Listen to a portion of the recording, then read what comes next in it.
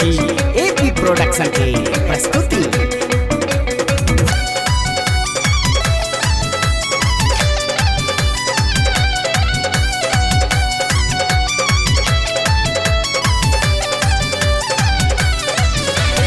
लइये हन बड़ियाती नई घोड़ा गाड़ी हाथी। लइये हन बड़ियाती नई घोड़ा गाड़ी हाथी। भूत प्रेत नाचै छै, भूत प्रेत नाचै छै। के बहिना के बहिना के बहिना थर थर थर थर मैना के करेज काँपै छै। के बहिना थर थर थर थर मैना के करेज काँपै छै।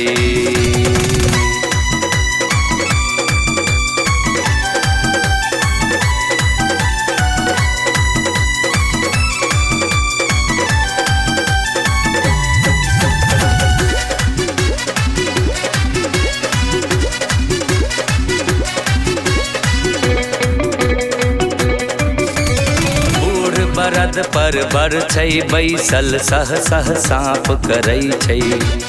सरियाती सब ठाढ़ हताशे बापरे बाप करै छै। बरद पर बर छै बैसल सह सह साँप करै छै। सरियाती सब ठाढ़ हताशे बापरे बाप करै छै। सब नारद केर कर माती बनलक गारा में गाती। सब नारद केर कर माती बनलक गारा में गाती। बकलेल लागै छै, बकलेल लागै छै। के बहिना के बहिना के बहिना थर थर थर थर मैना के करेज काँपै छै। के बहिना थर थर थर थर मैना के करेज काँपै छै।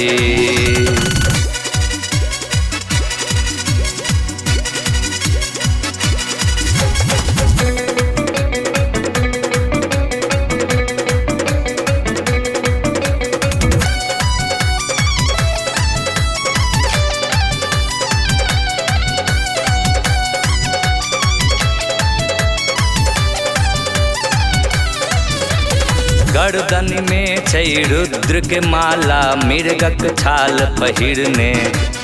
माथ जटा जट जूट लगै छै लाले आँखि तरेड़ने।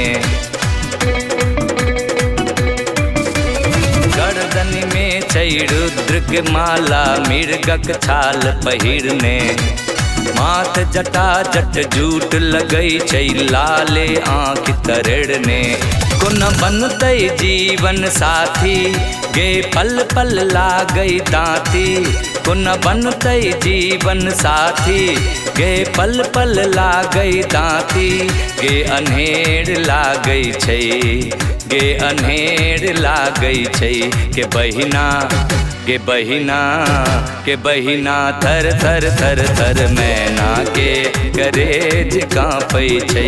के बहिना थर थर थर थर मैना के करेज काँपै छै।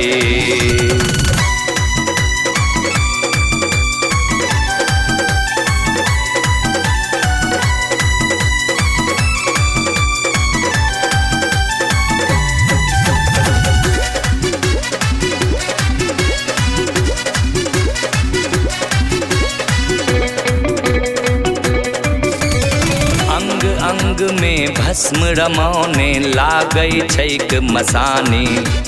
भांग खाए भकुएल बतहबा कहबै भोला दानी। अंग अंग में भस्म रमौने लागै छैक मसानी। भांग खाए भकुएल बतहबा कहबै भोला दानी। लिखलक जे भागक पाती भगवान भेलै ओ घाती। लिखलक जे भागक पाती भगवान भेलै ओ घाती। मति क्षेप लागै छै, माटी छेप लागै छै के बहिना के बहिना के बहिना थर थर थर थर मैना के करेज काँपै छै के बहिना थर थर थर थर मैना के करेज काँपै छै। हे लइये हन बड़ियाती नहीं घोड़ा गाड़ी हाथी, हे लइये हन बड़ियाती नहीं घोड़ा गाड़ी हाथी, भूत प्रेत नाचै छै भूत प्रेत नाचै छै के बहिना के बहिना के बहिना थर थर थर थर मैना के करेज काँपै छै के बहिना थर थर थर थर मैना के करेज काँपै छै।